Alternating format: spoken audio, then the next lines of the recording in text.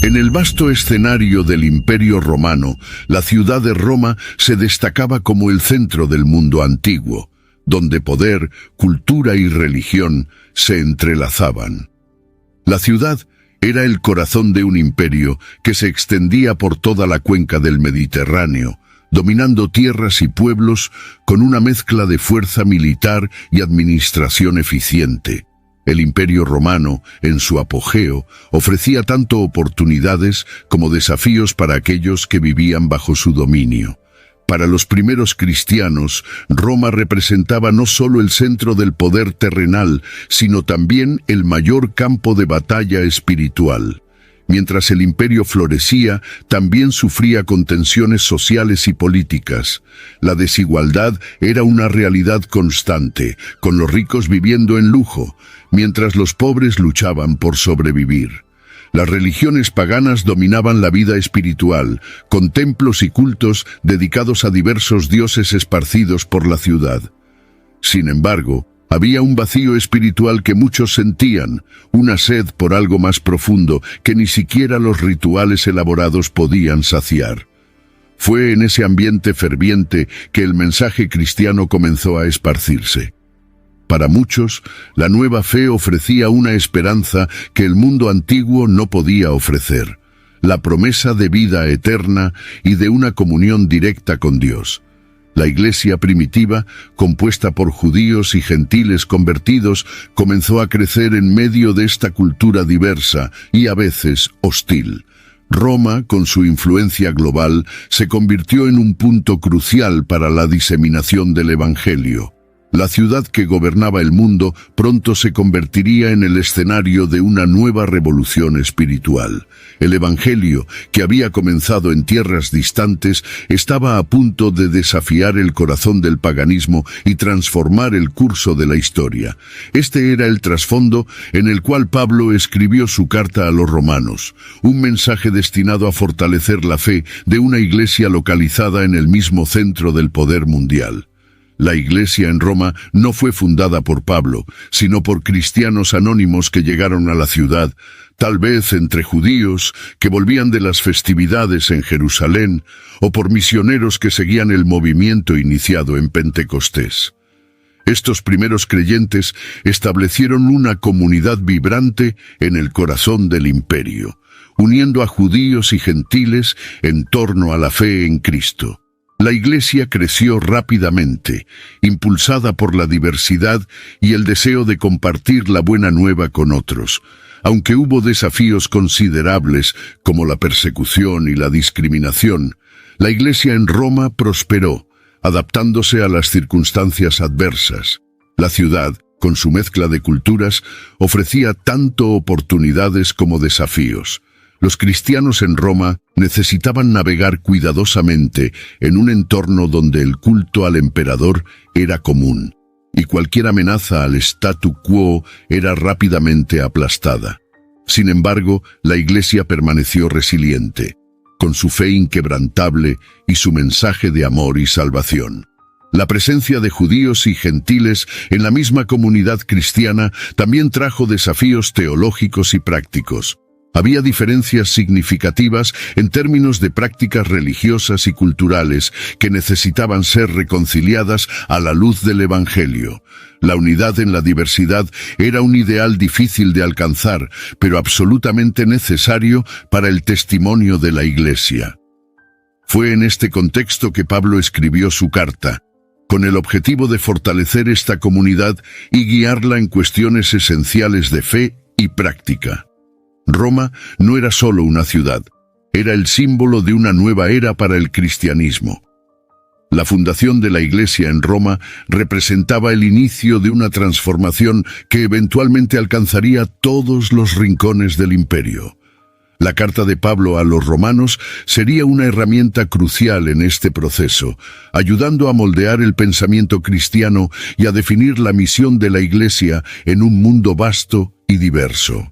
Pablo de Tarso, nacido como Saulo, era un hombre con un pasado complejo y una misión aún más profunda. Judío de nacimiento y ciudadano romano, él estaba bien educado en las escrituras y tradiciones judías, formado bajo la tutela del respetado rabino Gamaliel. Inicialmente, Pablo era un perseguidor celoso de los cristianos, creyendo que el movimiento era una herejía que necesitaba ser erradicada. Su celo era tan intenso que participó activamente en la persecución de los primeros creyentes, buscando destruirlos en nombre de su fe. Sin embargo, todo cambió dramáticamente en el camino a Damasco. Allí, Pablo tuvo una experiencia transformadora con Cristo resucitado, que no solo cambió su vida, sino también la historia del cristianismo. Esta conversión marcó el inicio de su viaje como el mayor misionero y teólogo del cristianismo. De perseguidor, Pablo se convirtió en un defensor incansable de la fe, viajando por todo el mundo mediterráneo para predicar el Evangelio y fundar iglesias. Pablo era un hombre de paradojas. Combinaba una mente aguda y una educación rigurosa con una pasión ardiente por Cristo y por el Evangelio. Sus cartas, incluyendo la carta a los romanos, son profundas y teológicamente ricas, reflejando su habilidad para articular los misterios de la fe de manera clara y accesible. Pablo tenía una comprensión única de la gracia y la fe, basada en su propia experiencia de ser salvo, no por obras, sino por la gracia de Dios. La carta a los romanos es considerada una de sus obras maestras, donde él expone sistemáticamente la doctrina de la salvación por la fe. Pablo, el hombre que una vez persiguió la Iglesia, ahora dedicaba su vida a fortalecer y expandir el cuerpo de Cristo. Su historia personal de redención se convirtió en un poderoso testimonio de lo que Dios puede hacer en la vida de cualquier persona, sin importar lo distante que esté. La carta a los romanos es frecuentemente considerada la más importante de las epístolas de Pablo, no solo por su profundidad teológica, sino también por su impacto duradero en la historia del cristianismo. Escrita probablemente durante el tercer viaje misionero de Pablo, mientras él estaba en Corinto, la carta tenía como objetivo preparar el camino para su visita a Roma. Pablo anhelaba conocer personalmente a la comunidad cristiana en Roma y fortalecer su fe con su enseñanza. Lo que hace única a la carta a los romanos es la manera en que articula las grandes doctrinas de la fe cristiana de forma sistemática y detallada.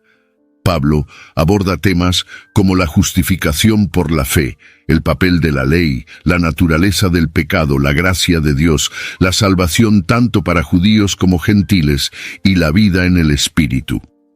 Cada uno de estos temas es explorado con una profundidad que desafía a los lectores a reflexionar sobre el núcleo de su fe. Además de su valor teológico, la carta a los romanos tuvo un impacto profundo en la historia del pensamiento cristiano. A lo largo de los siglos, teólogos como Agustín, Lutero y Wesley fueron profundamente influenciados por esta epístola y sus interpretaciones moldearon el curso del cristianismo occidental. El poder y la claridad del mensaje de Pablo resonaron a través de los tiempos, inspirando renovaciones espirituales y movimientos de reforma en diversas épocas. Para los primeros cristianos, la carta era una fuente de aliento e instrucción. Para nosotros hoy, continúa siendo un documento vital que nos ayuda a entender la profundidad y la belleza del Evangelio. La importancia de la carta a los romanos reside no solo en su contenido, sino también en su capacidad para seguir. This episode is brought to you by State Farm. Listening to this podcast? Smart move. Being financially savvy? Smart move. Another smart move? Having State Farm help you create a competitive price when you choose to bundle home and auto. Bundling, just another way to save with the Personal Price Plan. Like a good neighbor, State Farm is there. Prices are based on rating plans that vary by state. Coverage options are selected by the customer. Availability, amount of discounts and savings, and eligibility vary by state. I had that dream again. My small business needs to hire, but I don't use LinkedIn, and I hire an energy vampire. But also, they're a literal vampire. And suddenly, my team is spending all their time sharpening wooden stakes and buying bulk silver and rehearsing ancient chants, and then I wake up. Don't let hiring nightmares ruin your dreams. LinkedIn Jobs' new AI assistant takes insights from over 1 billion professionals to create a short list of the best fits for you. Post your job for free at linkedin.com/quality. Start hiring today with LinkedIn. Ir hablando a los corazones y mentes de los creyentes en todas las épocas. Desde las primeras líneas de la carta a los romanos, queda claro que Pablo está transmitiendo un mensaje de esperanza y salvación para todos los que creen. Él comienza exaltando el poder del Evangelio como el poder de Dios para la salvación de todo aquel que cree. Esta declaración es la base sobre la cual se desarrolla toda la carta. Una proclamación audaz de que la salvación no es una obra humana, sino un don de Dios, accesible a todos, judíos y gentiles. La esperanza que Pablo ofrece es tanto personal como universal. Para el individuo es la esperanza de redención, de una nueva vida en Cristo, libre del dominio del pecado y de la muerte. Para la humanidad en su conjunto, es la promesa de una reconciliación final con Dios, un retorno al propósito original de la creación. Esta esperanza se sostiene por la fe, una confianza inquebrantable en el poder de Dios para cumplir sus promesas. La salvación, como Pablo la describe, es un proceso que comienza con la justificación por la fe y culmina en la glorificación, cuando los creyentes serán plenamente transformados a la imagen de Cristo. Entre estos dos extremos está la santificación, un proceso continuo de transformación y renovación por el Espíritu Santo. Pablo deja claro que esta salvación es total y abarcante, afectando todas las áreas de la vida del creyente. La carta a los romanos es, en última instancia, un mensaje de victoria. La victoria de Cristo sobre el pecado, la muerte y las fuerzas del mal. Es una carta que afirma que, independientemente de las circunstancias, los creyentes pueden tener certeza de su salvación y de la fidelidad de Dios. Esta certeza trae una esperanza indestructible que sostiene al creyente a través de las dificultades de la vida y lo prepara para la gloria futura que será revelada. El Evangelio, según lo describe Pablo en su carta a los romanos, no es solo un mensaje de buenas nuevas, es el propio poder de Dios en acción. Desde el principio, Pablo deja claro que el Evangelio posee una fuerza transformadora, capaz de alterar el curso de la vida de aquellos que lo reciben. Para Pablo, este mensaje de salvación va más allá de meras palabras. Es dinámico, vivo y eficaz, capaz de cambiar destinos y realidades espirituales. Pablo destaca que el Evangelio es el poder de Dios para la salvación de todo aquel que cree, sin distinción entre judío y gentil.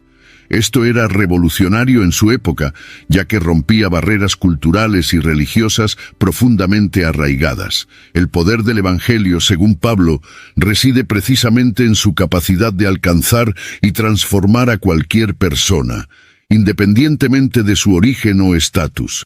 Es un mensaje universal, destinado a todos los pueblos y naciones. Además de su universalidad, el Evangelio es también la revelación de la justicia de Dios.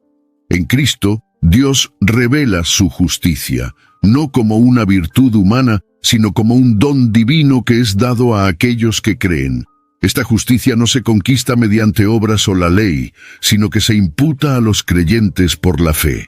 El poder del Evangelio entonces no solo transforma vidas, sino que también establece una nueva relación entre Dios y la humanidad, basada en la gracia y en la fe.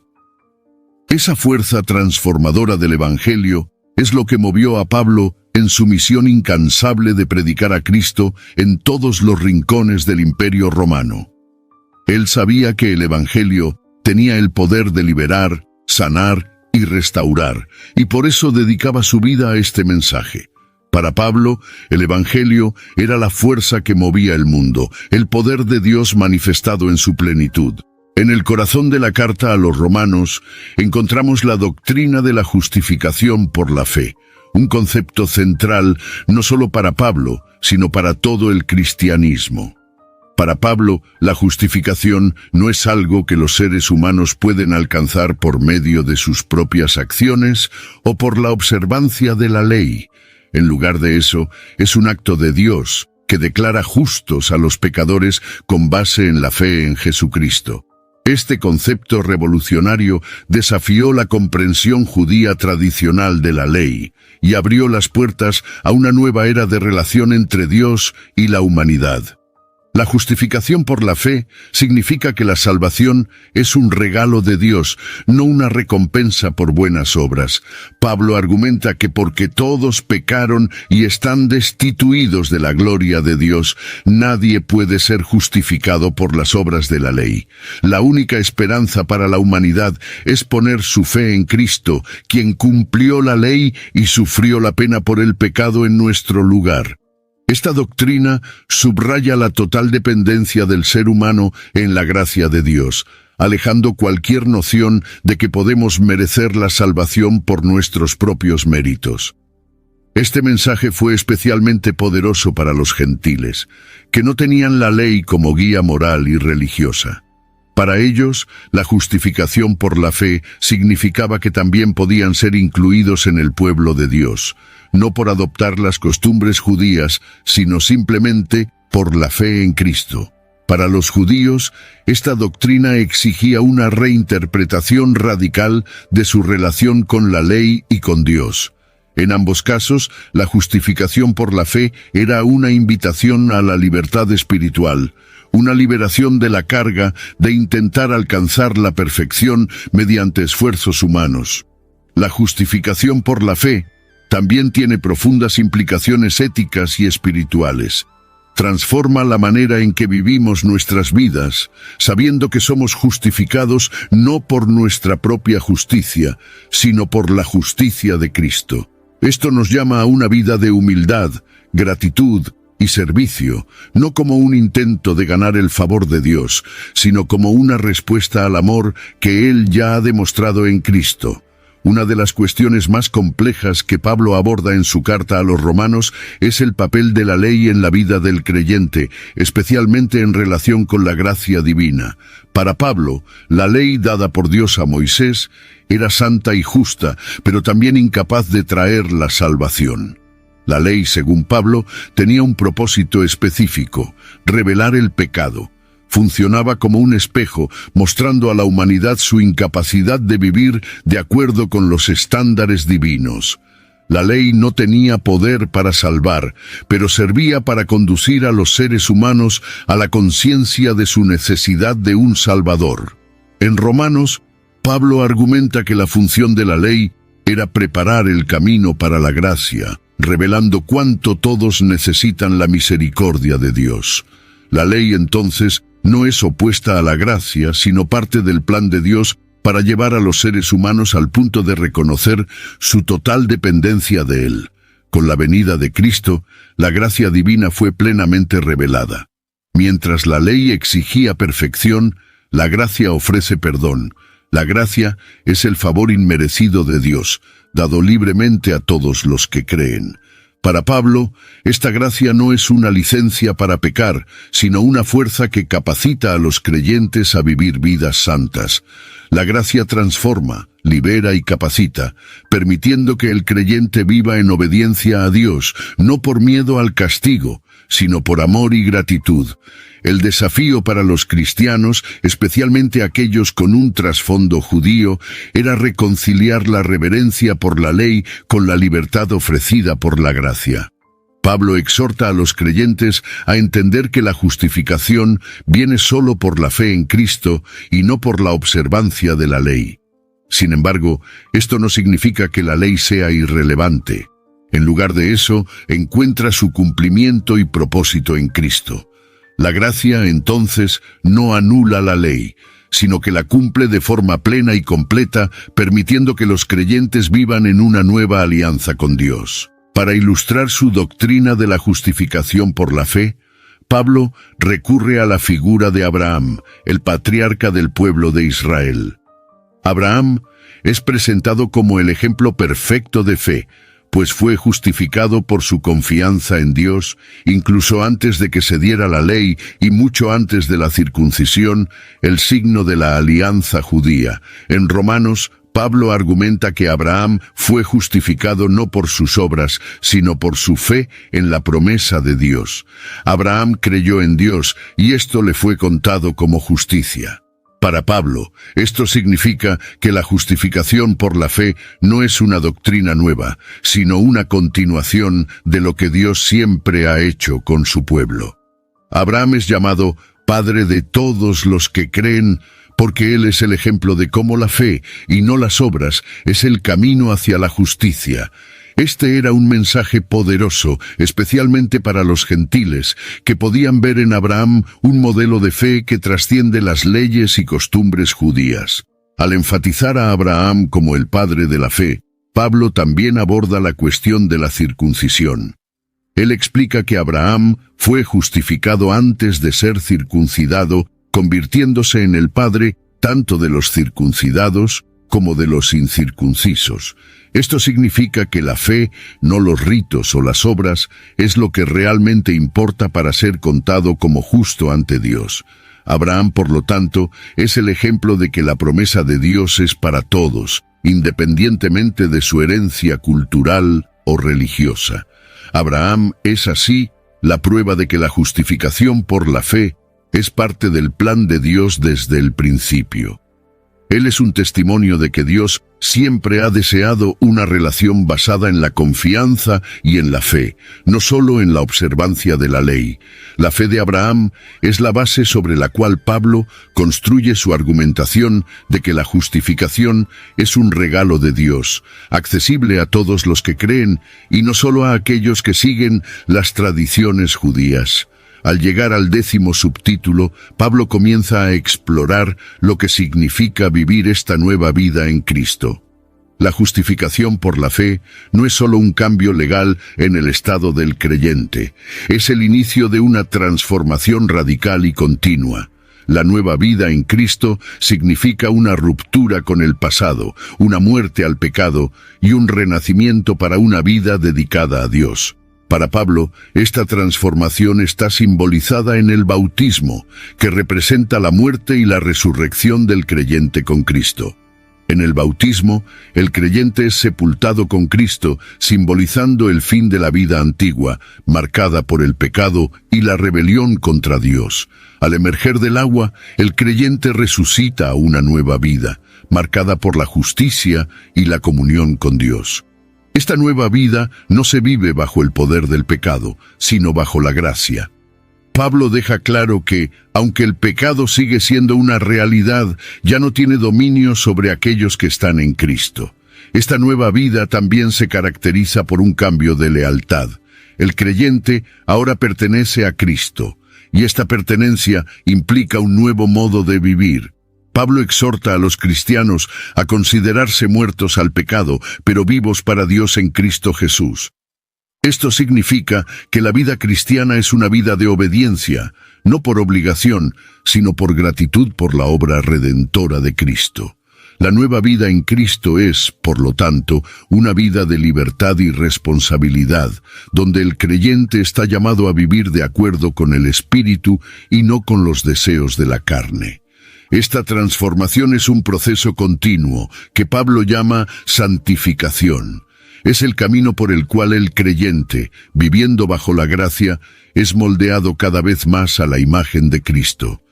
La nueva vida en Cristo es, por tanto una realidad presente como una promesa futura, que culminará en la glorificación cuando Cristo regrese.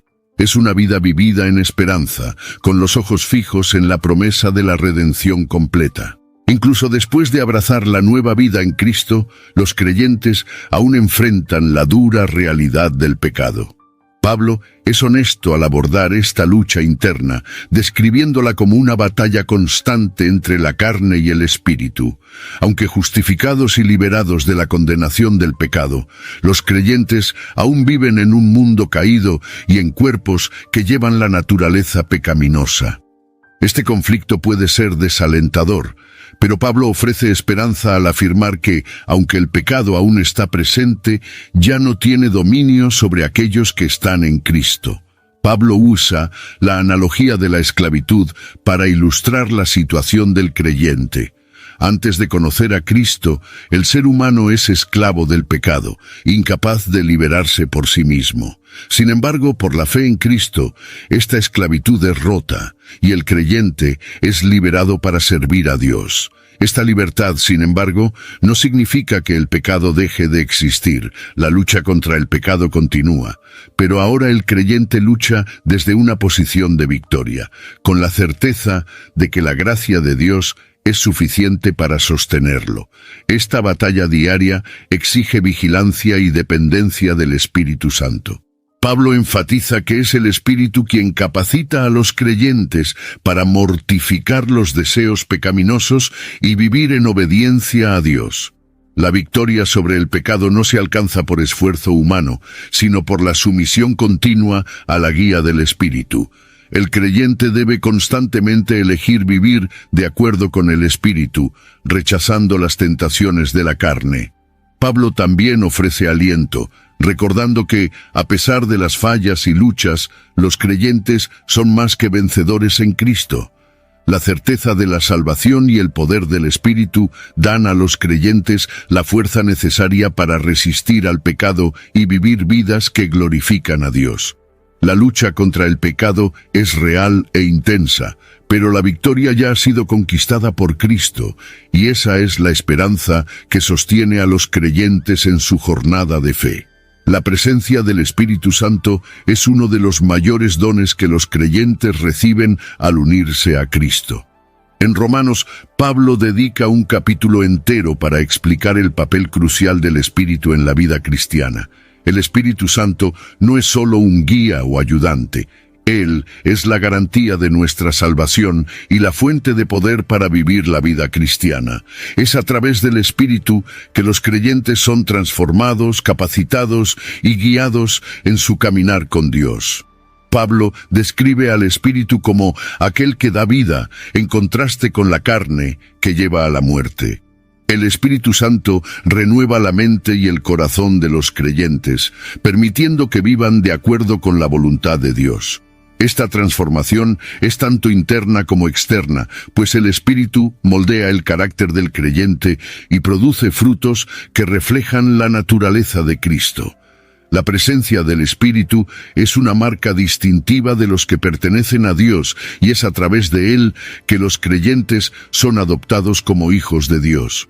El Espíritu Santo también desempeña un papel esencial en la oración. Pablo nos dice que en nuestras debilidades, cuando no sabemos cómo orar, el Espíritu intercede por nosotros con gemidos indecibles. Esto significa que incluso en nuestras limitaciones, el Espíritu está presente, traduciendo nuestros anhelos y necesidades más profundas al Padre. Esta intercesión asegura que nuestras oraciones, incluso cuando son imperfectas, sean escuchadas y respondidas de acuerdo con la voluntad de Dios. Además, el Espíritu Santo nos da la certeza de nuestra herencia futura. Él es el anticipo de nuestra redención, la garantía de que un día seremos completamente libres del pecado y habitaremos para siempre en la presencia de Dios.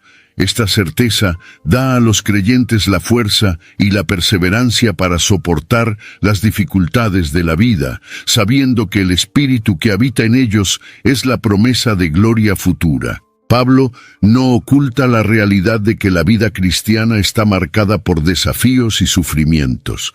Él mismo sufrió innumerables persecuciones, privaciones y pruebas por causa de su fe, y sabía que los creyentes en Roma también enfrentarían dificultades. En Romanos, Pablo aborda la cuestión del sufrimiento, explicando que, aunque es una parte inevitable de la vida cristiana, tiene un propósito redentor y es parte del plan soberano.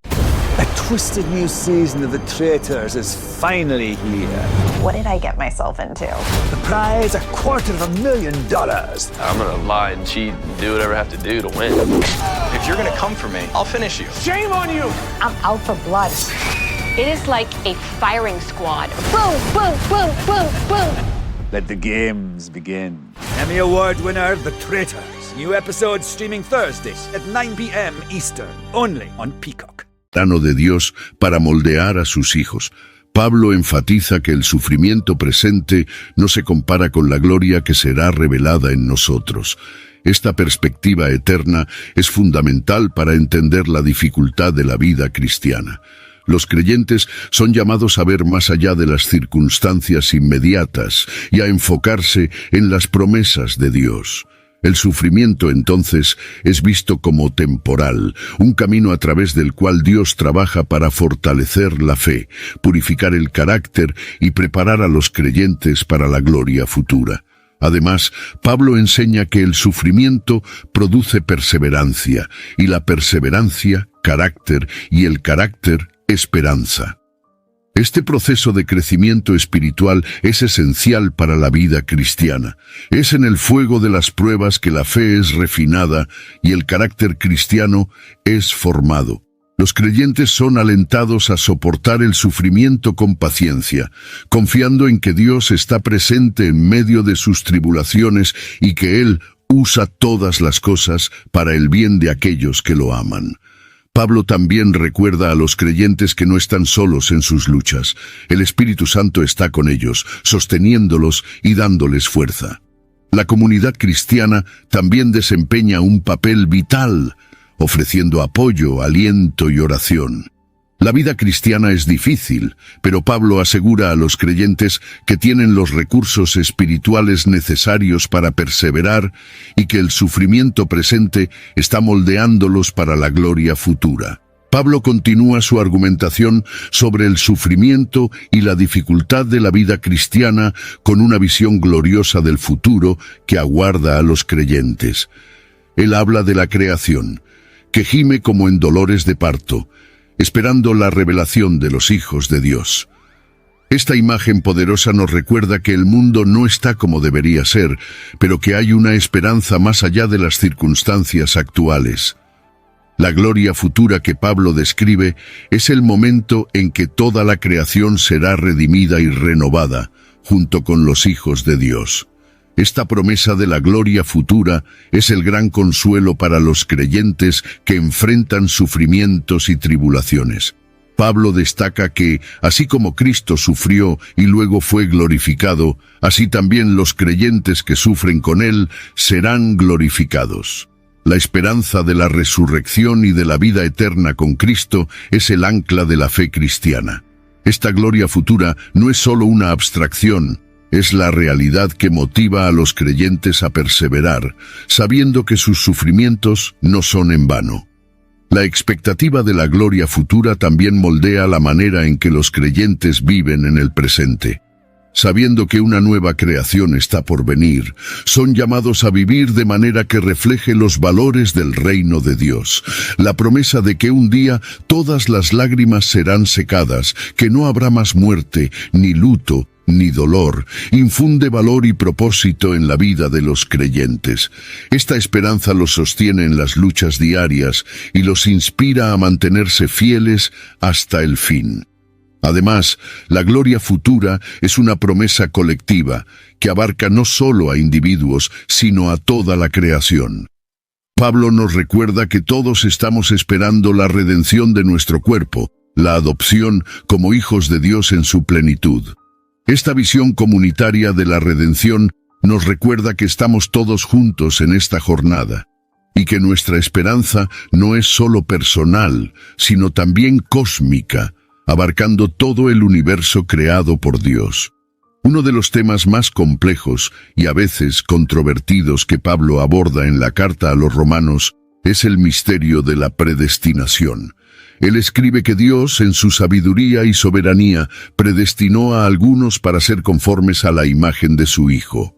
Para Pablo, esta doctrina es motivo de gran consuelo y esperanza, pues revela que Dios tiene un plan y propósito eternos para aquellos a quienes Él llama.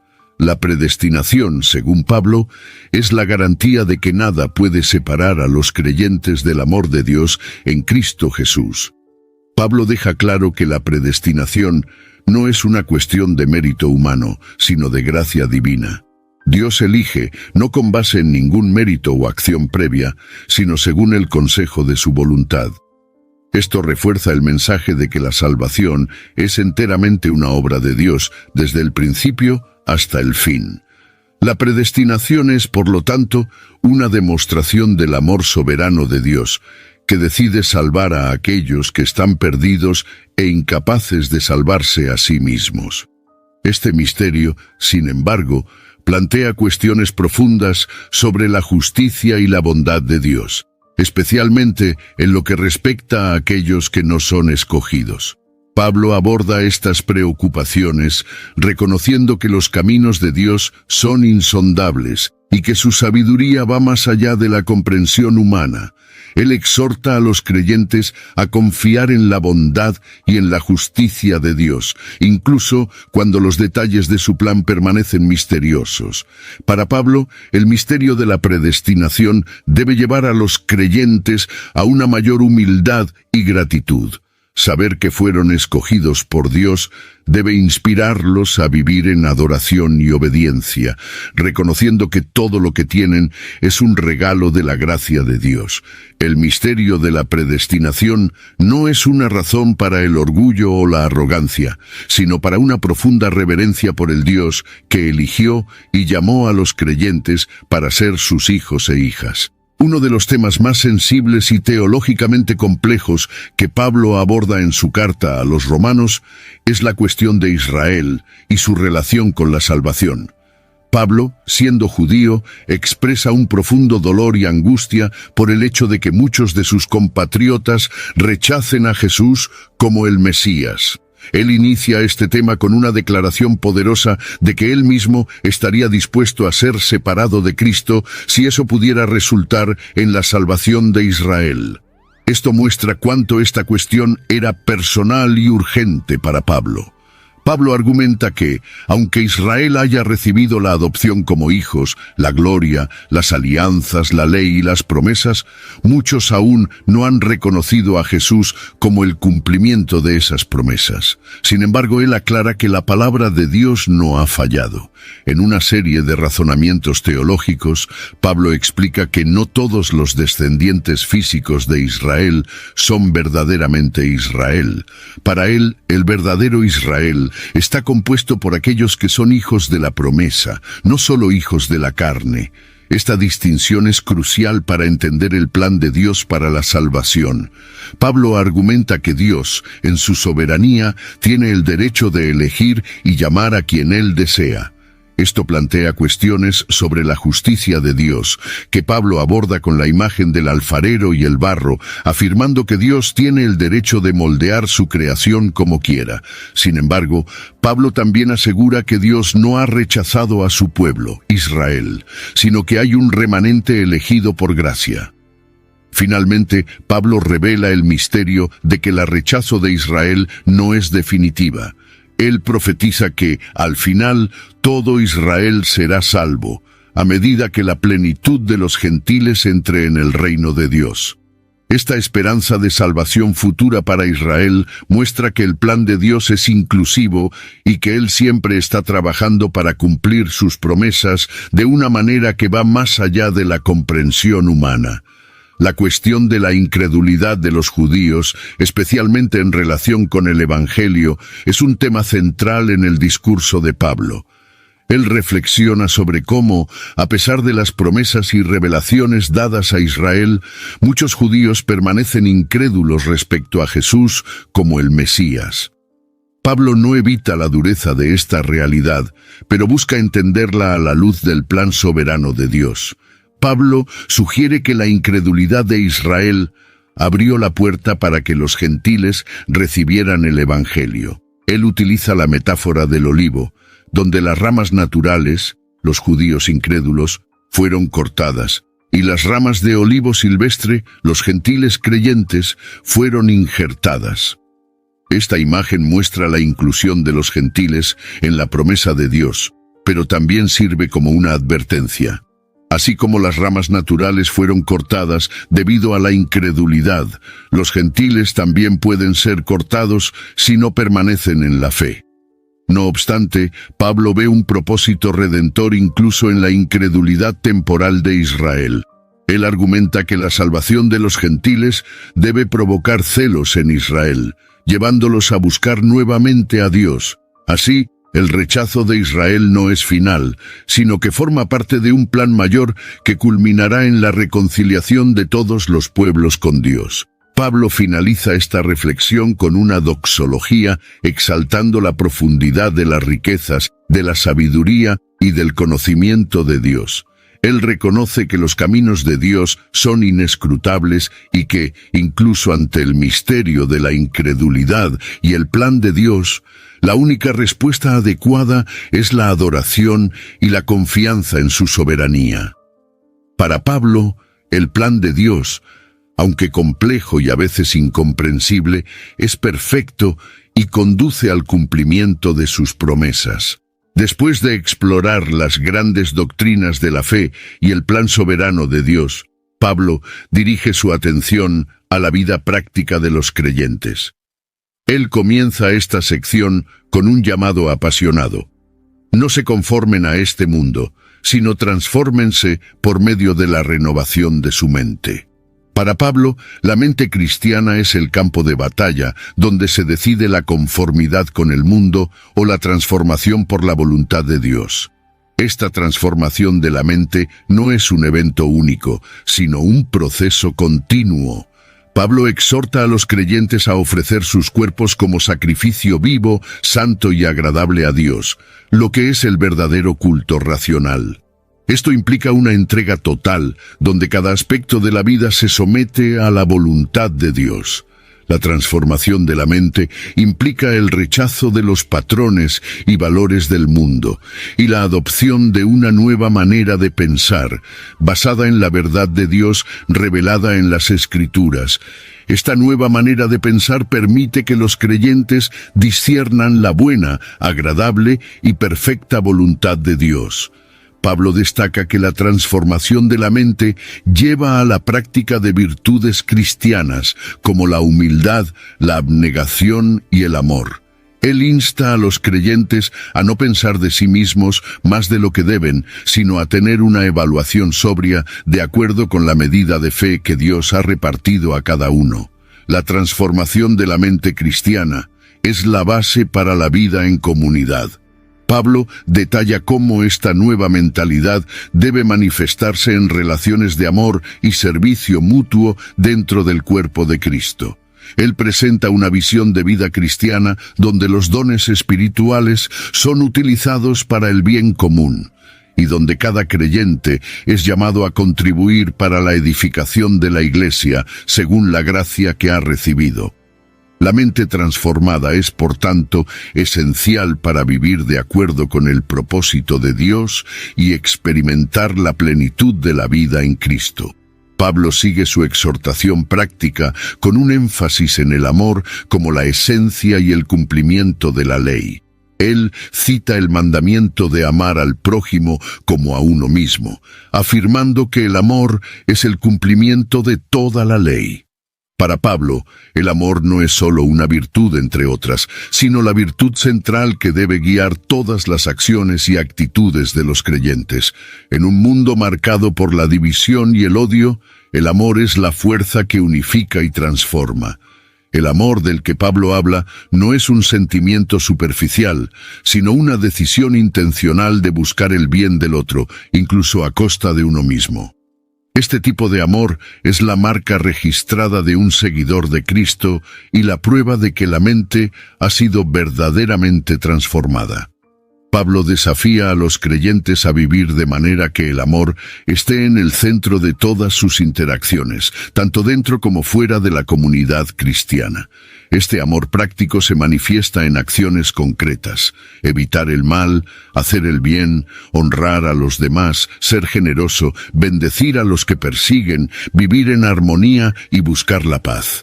Pablo no deja espacio para un amor solo teórico. Insiste en que el amor verdadero se evidencia en actos de bondad, compasión y servicio.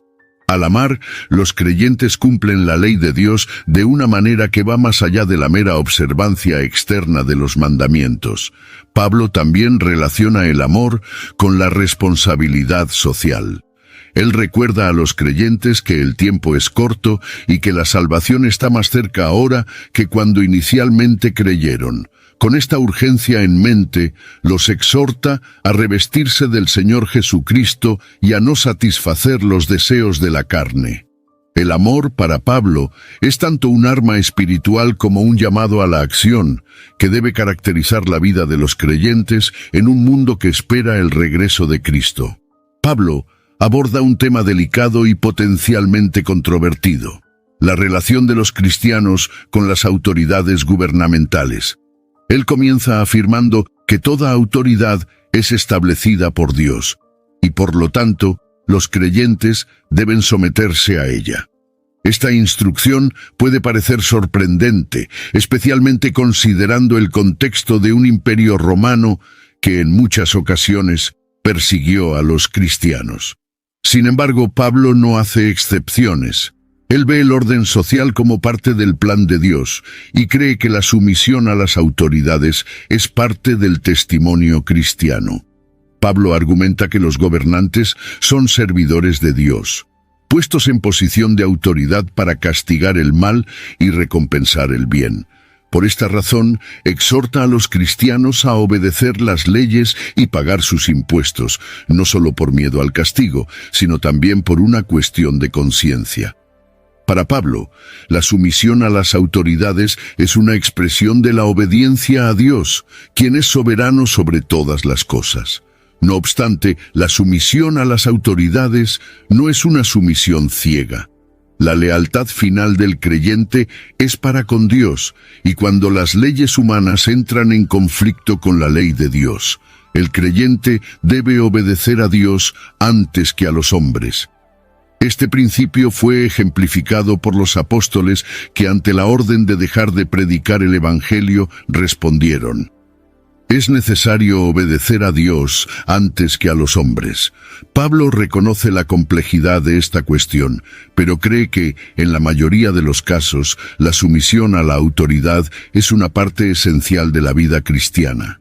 Pablo cierra este tema recordando a los creyentes que deben a todos el amor, y que esta deuda nunca se paga por completo. Incluso en su relación con las autoridades, el amor debe ser el principio orientador. La sumisión a las autoridades, cuando se hace con una actitud de amor y respeto, no es solo un deber cívico, sino un testimonio de la transformación que el Evangelio opera en la vida de los creyentes.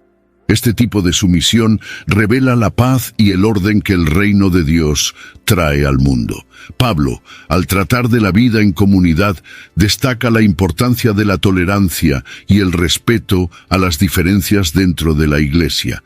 Él entiende que la comunidad cristiana está compuesta por personas de diferentes orígenes, con convicciones variadas, especialmente en relación con cuestiones secundarias, como dietas alimentarias y la observancia de días santos. Pablo exhorta a los creyentes a no juzgarse unos a otros por estas diferencias, sino a acogerse mutuamente con amor, reconociendo que todos son siervos del mismo Señor.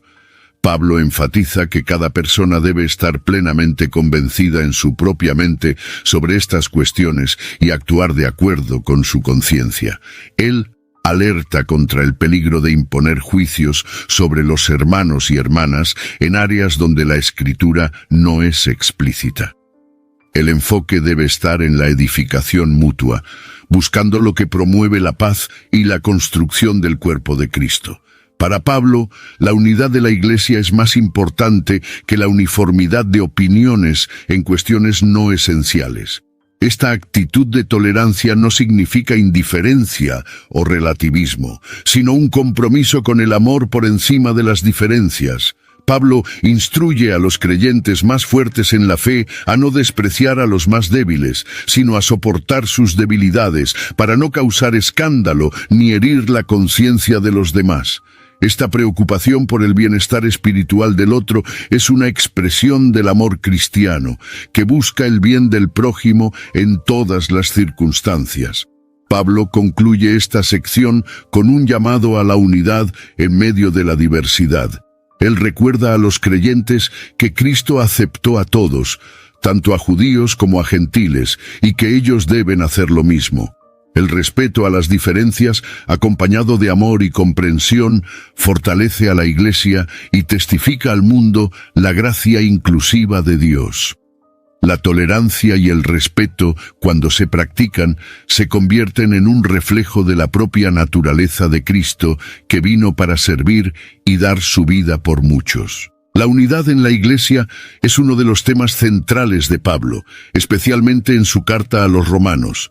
Él ve la Iglesia como el cuerpo de Cristo, donde cada miembro tiene un papel único y esencial que desempeñar. La diversidad de dones y funciones es vista como una riqueza y no como una fuente de división. Pablo insiste en que la unidad no es uniformidad, sino una armonía donde diferentes partes trabajan juntas para el bien común. Pablo destaca que esta unidad debe basarse en el amor y en la humildad. Cada miembro debe considerar a los demás superiores a sí mismo, buscando el bienestar del cuerpo en su totalidad. El orgullo, la competencia y la división son contrarios a la naturaleza de la Iglesia, que está llamada a reflejar la unidad que existe en la Trinidad. Pablo exhorta a los creyentes a mantener la unidad del Espíritu por el vínculo de la paz, recordando que hay un solo cuerpo, un solo Espíritu, una sola esperanza, un solo Señor, una sola fe, un solo bautismo, un solo Dios y Padre de todos. Esta unidad también se manifiesta en la práctica de soportarse y perdonarse unos a otros. Pablo entiende que en una comunidad diversa, inevitablemente habrá conflictos y desacuerdos. No obstante, él insiste en que el perdón y la reconciliación son esenciales para mantener la unidad. La Iglesia debe ser un lugar donde el amor cubre una multitud de pecados y donde los miembros trabajan juntos para restaurar las relaciones rotas. Pablo concluye su exhortación a la unidad recordando a los creyentes el propósito mayor de la Iglesia: glorificar a Dios y testificar al mundo. La unidad de la Iglesia es una poderosa herramienta de evangelización, mostrando al mundo el poder transformador del Evangelio. Cuando la Iglesia vive en unidad, refleja la belleza del reino de Dios y atrae a otros a Cristo. La unidad, por tanto, no es solo una cuestión interna, sino un testimonio visible del amor y de la gracia de Dios. A medida que Pablo se acerca al final de su carta, incluye una serie de saludos personales, algo común en sus epístolas. Estos saludos nos dan un vistazo a la red de relaciones y a la comunidad vibrante que existía entre los primeros cristianos. Pablo menciona más de 30 personas por nombre, incluyendo hombres y mujeres, judíos y gentiles, líderes y siervos. Esta lista de saludos revela la naturaleza inclusiva y diversa de la Iglesia primitiva. Pablo saluda a Priscila y Aquila, sus colaboradores en Cristo, que arriesgaron sus vidas por él. También menciona la Iglesia que se reúne en su casa, mostrando que incluso en Roma, donde los cristianos eran una minoría, la Iglesia estaba creciendo y se organizaba en comunidades domésticas. Otros nombres mencionados por Pablo, como Andrónico, Junias, Trifena, Trifosa y Persis, muestran la importancia de las mujeres en el ministerio y en la vida de la Iglesia. Estos saludos también revelan la conexión personal de Pablo con la Iglesia en Roma, incluso sin haber visitado la ciudad. Él tenía un profundo cariño y respeto por estos creyentes, y sus saludos reflejan un deseo genuino de fortalecer los lazos de comunión y amor. Pablo reconoce el arduo trabajo y la fidelidad de estos individuos, mostrando que el ministerio no es realizado por una sola persona, sino por una comunidad de creyentes comprometidos. Los saludos finales de Pablo también sirven como un recordatorio de que la Iglesia es una familia, donde cada miembro es conocido y amado. La inclusión de estos nombres en la carta refleja la importancia de cada persona en la obra de Dios. Nadie es insignificante y cada creyente tiene un papel que desempeñar en el cuerpo de Cristo.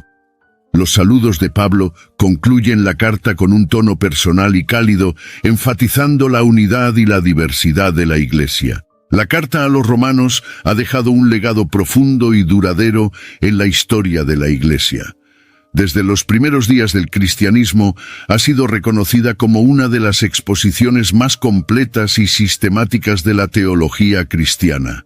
La profundidad y la claridad con que Pablo aborda cuestiones como la justificación por la fe, la gracia, la ley y la soberanía de Dios han hecho de Romanos uno de los textos más estudiados, comentados y reverenciados de las Escrituras.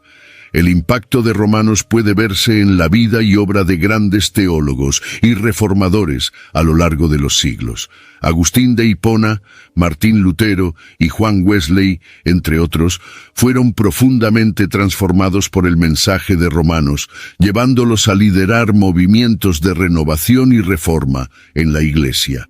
El énfasis de Pablo en la gracia de Dios y en la justificación por la fe se convirtió en la base para la Reforma protestante, que redefinió el cristianismo occidental. Además de su impacto teológico, la carta a los romanos también ha tenido un profundo efecto en la vida práctica de los creyentes. Su énfasis en la vida en el espíritu, en la santificación y en la transformación de la mente ha guiado a generaciones de cristianos en su caminar diario con Dios. El mensaje de Romanos es atemporal, hablando tanto a los primeros cristianos como a los creyentes modernos, desafiándolos a vivir de acuerdo con la verdad del Evangelio. El legado de Romanos es, en última instancia, un testimonio del poder transformador de la palabra de Dios. La carta sigue siendo una fuente de inspiración, aliento e instrucción para todos los que buscan conocer a Dios más profundamente y vivir una vida que lo glorifique. Su mensaje central, la salvación por gracia a través de la fe en Jesucristo, permanece en el corazón de la fe cristiana, guiando a la Iglesia en su misión de proclamar el Evangelio al mundo. Al concluir este viaje por la historia y el mensaje del libro de Romanos, es imposible ignorar el impacto duradero que esta carta ha tenido y continúa teniendo en la Iglesia y en el mundo. Romanos no es solo un documento histórico, es una carta viva que habla con poder a cada generación. Su influencia puede verse no solo en la teología de la Iglesia, sino también en la vida cotidiana de los creyentes que han encontrado en el mensaje de Pablo un llamado a la fe, a la esperanza y a la acción. El impacto de Romanos trasciende culturas, épocas y contextos. En tiempos de persecución, los cristianos han encontrado en sus palabras una fuente de coraje y resistencia. En tiempos de paz, Romanos ha sido una guía para la vida ética y espiritual. En tiempos de confusión teológica, ha servido como un ancla firme, manteniendo a la Iglesia fiel al Evangelio de Jesucristo. Esta carta ha sido y continúa siendo un faro que ilumina el camino de la fe. Además, Romanos ha desempeñado un papel crucial en la formación del pensamiento cristiano sobre cuestiones como la justicia social, la moralidad y el papel del creyente en la sociedad. El énfasis de Pablo en el amor, la humildad y la responsabilidad cívica ha inspirado movimientos de reforma social y cambio positivo en todo el mundo. La carta a los romanos no solo ha moldeado a la Iglesia, ha ayudado a moldear el propio curso de la civilización occidental. El impacto duradero de Romanos es una prueba del poder de la palabra de Dios. Mientras la Iglesia continúe estudiando, predicando y viviendo el mensaje de esta carta, su legado seguirá creciendo. Romanos nos llama a una fe viva, una esperanza segura y un amor activo, virtudes que, cuando se practican, tienen el poder de transformar vidas, comunidades y el mundo. Así, la historia de Romanos no es solo la historia de un libro. Es la historia del Evangelio en acción, cambiando el mundo un corazón a la... Well, the holidays have come and gone once again, but if you've forgotten to get that special someone in your life a gift, well, Mint Mobile is extending their holiday offer of half off unlimited wireless. So here's the idea. You get it now, you call it an early present for next year. What do you have to lose? Give it a try at mintmobile.com/switch.